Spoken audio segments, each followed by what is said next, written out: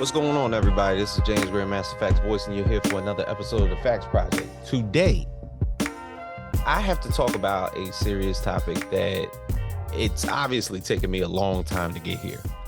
And it just so happens to revolve around the latest smash, I guess, if you want to call it the summer movie blockbuster. Um, I'm not going to say of the summer yet because there's still a lot more out there they could do. But Spider-Man Across the Universe, Across the Spider-Verse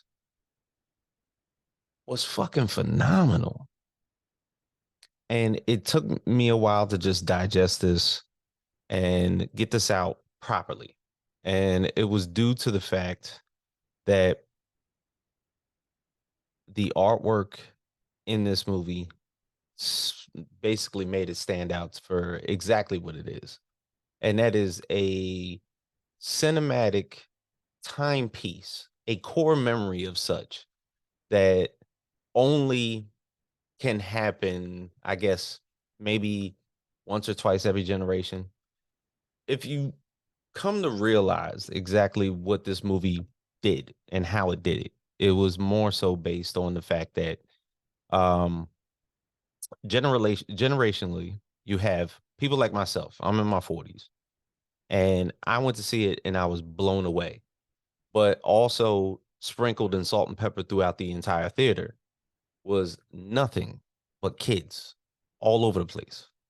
And they have grown in the past few years, of course, with Into the Spider-Verse and seeing Miles Morales as this perennial character in the Marvel Universe. And yet it's a somewhat of a new character, if you want to call it that, because it is an incarnation of Spider-Man that we're seeing on film in animation form. And in the comics, he's not seen as this. There's been some very uh I'd say crossover events, Civil War 2, um, whether his addition to the Champion series that came out maybe around like 5 years ago. These are some of the things that Miles Morales has been a part of that have drawn interest into the new crowd. The fact that this movie was actually made with Miles standing in the forefront of being Spider-Man. Yes, we're going to showcase Peter Parker, but it's more so of a passing the torch moment. And it was almost like, even with his inception, it's like, why is that? You know, Peter, better yet, even just the character of Spider-Man is maybe, if you opinionated, one, two, three comic book characters of all time. If you want to say Superman, Batman are one and two, and then you give Spider-Man three, if you want to put Spider-Man one and this Batman, Superman, however you display it, he's either one, two, or three. In as far as all-time characters, Spider-Man reigns supreme in Marvel. However you want to twist it. Even in the fact of how he's been done in live action. You know, everything got put at a standstill when Sam Raimi's Spider-Man first came out because of how a perennial character like that was being made. Batman that came out in the 80s, Superman that came out in the 80s, and it done tremendously well. Sequels galore still to this day. They still do their movies. Spider-Man got released early 2000s. Very much later, if not 15, 20 years later than those two characters. But yet, it was a game changer. It was absolutely a game changer. And the character by itself holds so much weight that for them to actually do a movie with a multiversal character that is Spider-Man itself in Miles Morales also held that much weight. When Into the Spider-Verse came out, it seemed as though it was at a time that there was a cultural shift, of course. Um, the artwork in it, the storyline of course, this biracial, multicultural kid from Brooklyn who just so happens to get bit by a radioactive spider.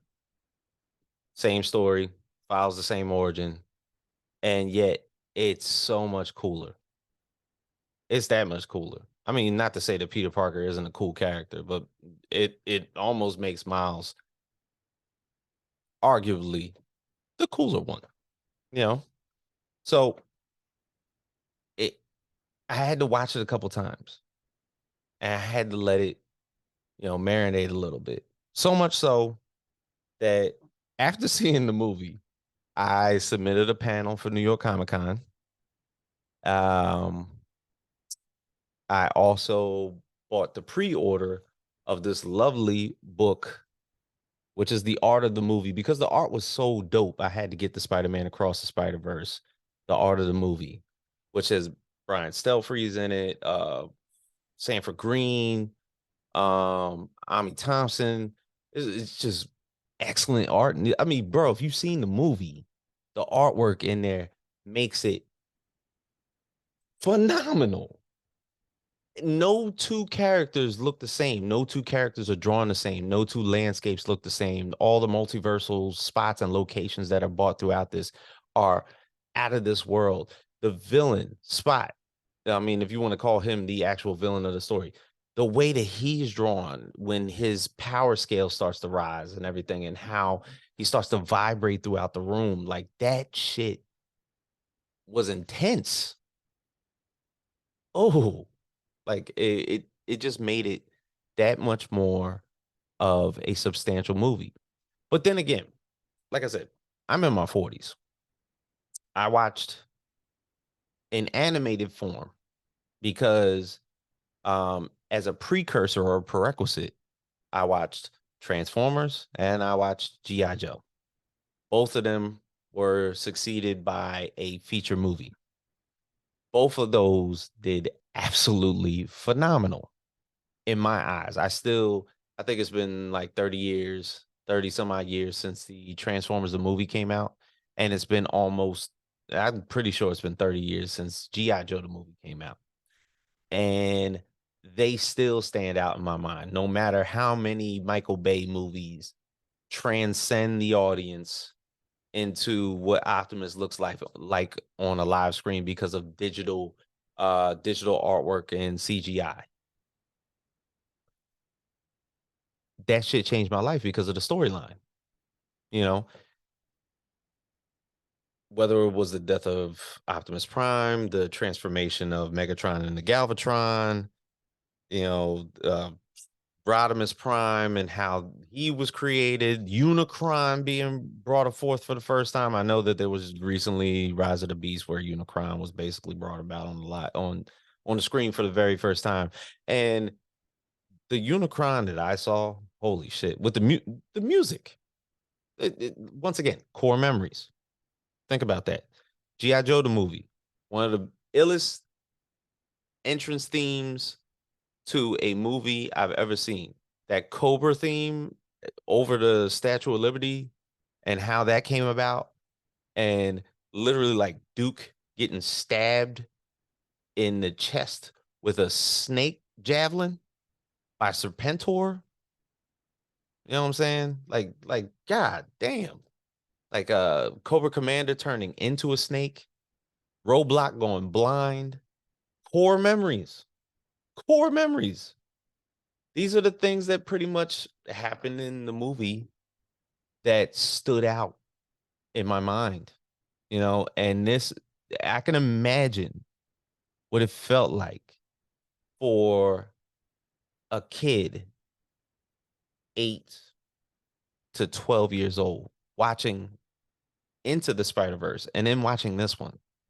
No, we didn't get sequels to Transformers the movie or G.I. Joe the movie at all.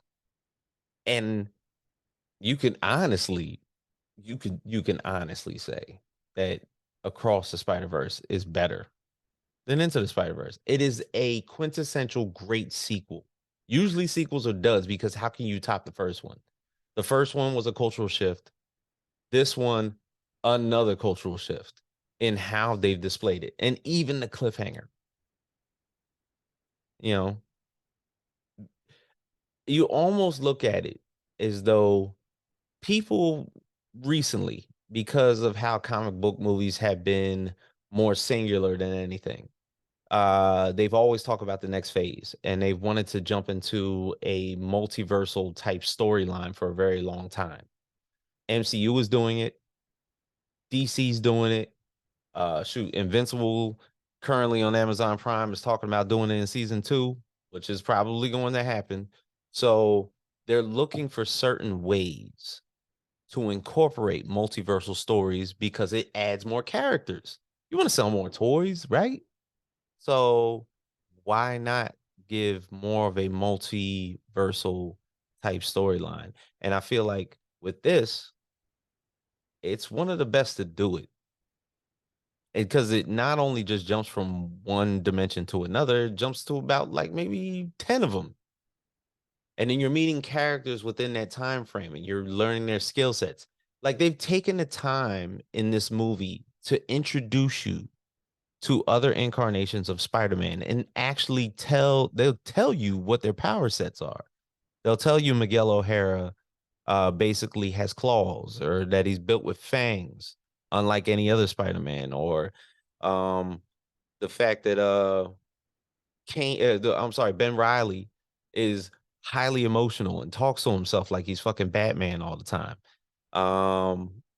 Like these are Hobie Brown. Spider Punk was like the underrated character of this whole thing, and he didn't even have that many lines, but people saw him as so cool that you wanted more of him on the screen. And note when you see him on screen, he's not in the same type of artwork that anybody else is because it's a cooler look, you know. But I have to say this, and it's a pretty strong opinion. I don't want to see Miles Morales in live action. And you might be thinking to yourself, bro, come on, man, get off your high horse. Of course they're gonna show Miles Morales in live action. It's only right. It's pretty much inevitable. It's going to happen. Da da da. Da. I don't want it. I don't. And here's the reason why. I watch DC animated movies thoroughly for a good number of years, more than a decade, and they are held at high regard for me, very near and dear to my heart. From Flashpoint Paradox to all the way to Justice League Dark Side War, um, Justice League Dark Side War, and so on and so forth. If you want to go to Red Sun, the Superman, they went in so many categories. They went everywhere. And no, the animation, artwork, and the storylines, fucking phenomenal. You almost thought to yourself, be like, if they'd have did the Flashpoint story verbatim, bar for bar, line for line, scene for scene, and made that into this Flash movie that just got released that was pretty much a goddamn dud, might have had a different conversation moving forward. But Ezra was in it and he fucked it from the beginning. My thing is the DC animated universe really skewed my perception of how I wanted the DCEU to be. So every time I look at a DC movie, I compare it to DC animation, which is horrible. It's not like comparing live action to live action. You're comparing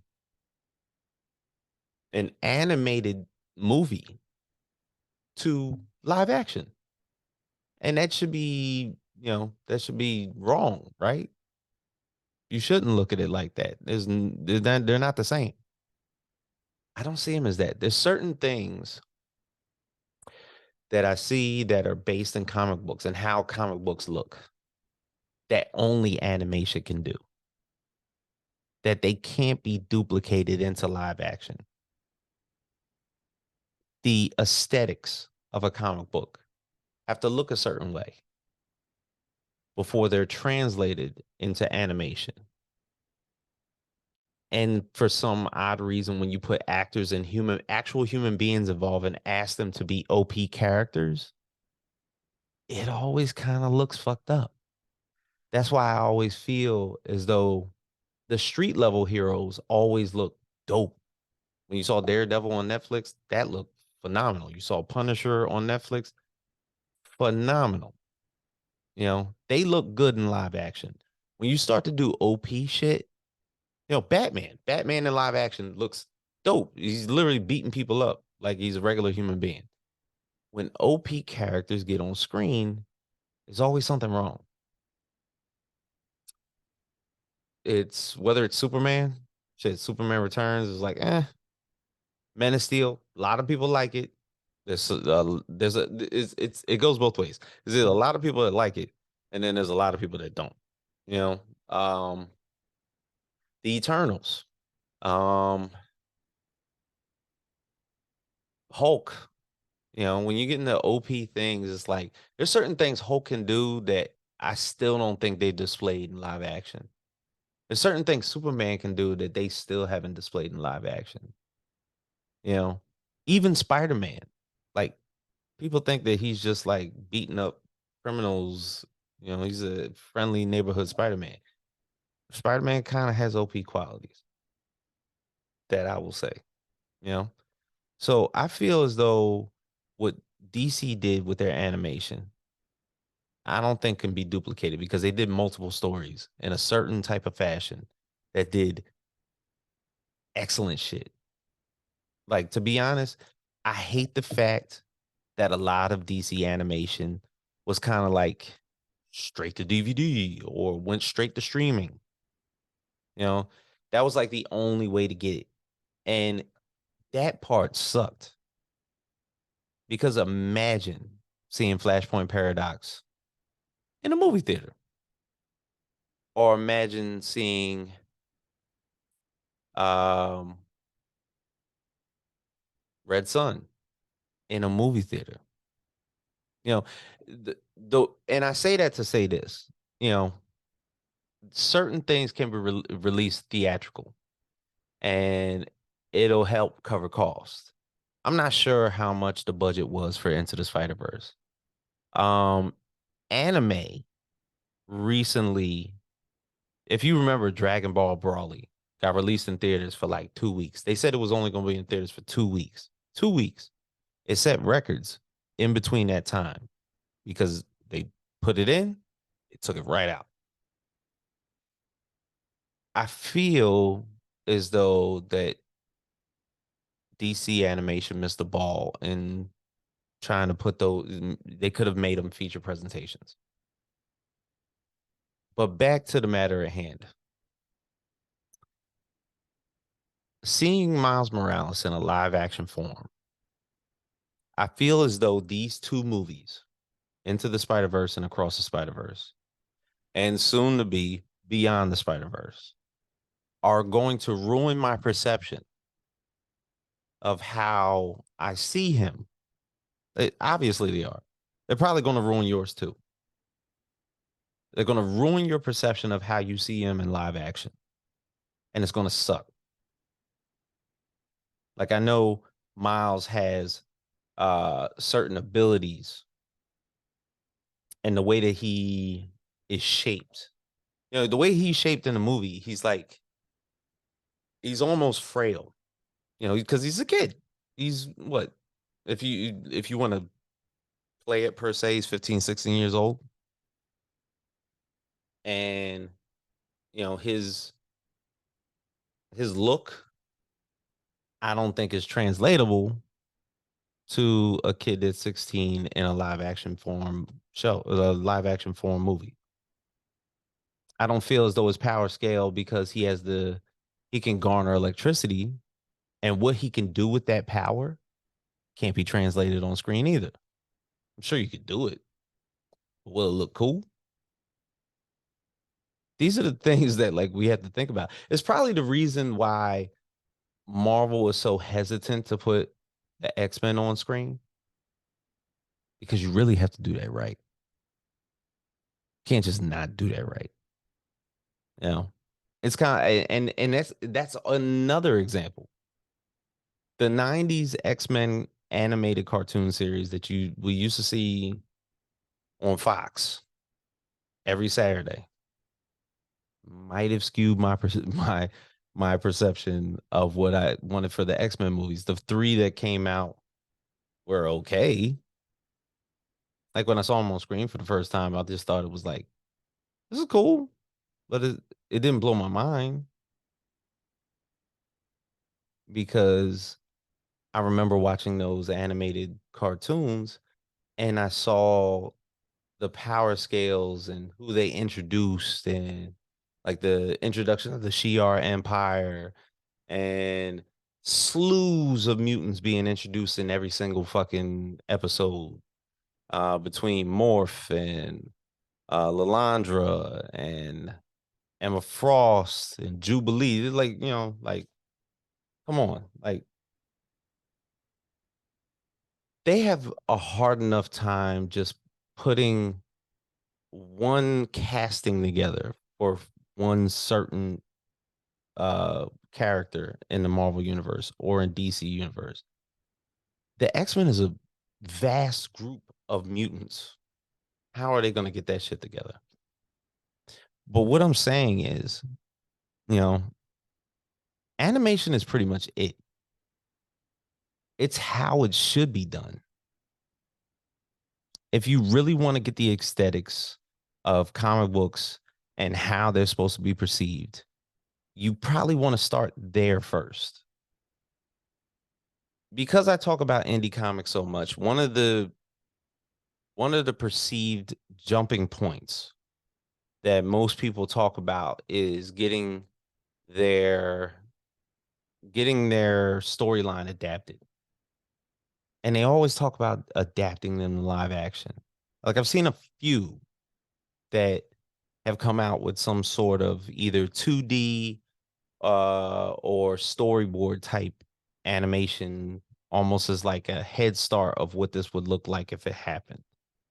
And I feel like if you have a very divested plan going forth and getting your storyline out there, my advice to a lot of indie creators that make comic books is that you might want to, if you're successful in your comic book and people really want to see it, why wait for the Hollywood bag when there's other artists that are right out there putting storyboards together, making 2D art, and can come up with a plan to make it into a 30-second animation, maybe even an anime. So many people now doing that want to do manga. They can turn manga into anime. They can turn comic books into animated features, whether they're 30 to 45 minutes long. Make short stories. They talk about the introduction of somebody writing a comic book is maybe jumping into the point of writing short stories first, anthologies, to where they're maybe around like 5 to 6 pages tops. It gets you started.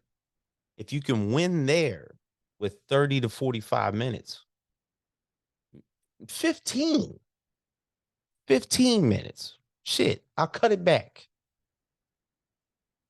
15 minutes, maybe, if it's seen by a lot of people and you already have a buzz going around your comic, it might be seen as something that you would like to do, that people would want to see that in some sort of live form, but not necessarily getting actors involved.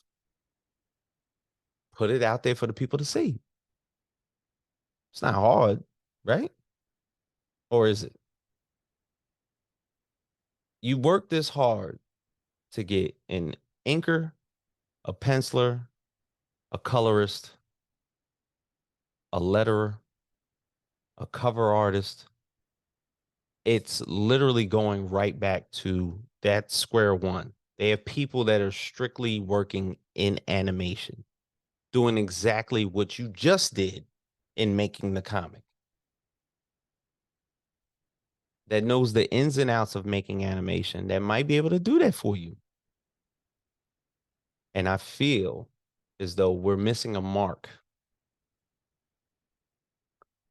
Invincible was one of the greatest comic book movies. I'm sorry, greatest comic books that there ever was. People say that opinionatedly, people say that verbatim with all the desire and love in their heart. And they released it as a cartoon. And it was the shit. Is it not saying something? So in this play, we have one more movie to go with Miles Morales' character arc in animation with Beyond the Spider-Verse. If it's not Sony Pictures Animation, if it's not how DC is putting together most of their profile and what they used to do with DC animation, why not you? Why not the quintessential comic book maker making their stuff into animated features? It's a question you should ask yourself. It's a question that you should ask yourself why you're not doing it. And I feel as though the perception out there for me is that Miles Morales stays in animated form. DC animation should come back stronger and heavier than ever. And I feel as though the indie world could benefit off of animation more than it does right now. So that's my time. This is James Grandmaster Facts Boys. Thank you for tuning into the Facts Project, and we are out.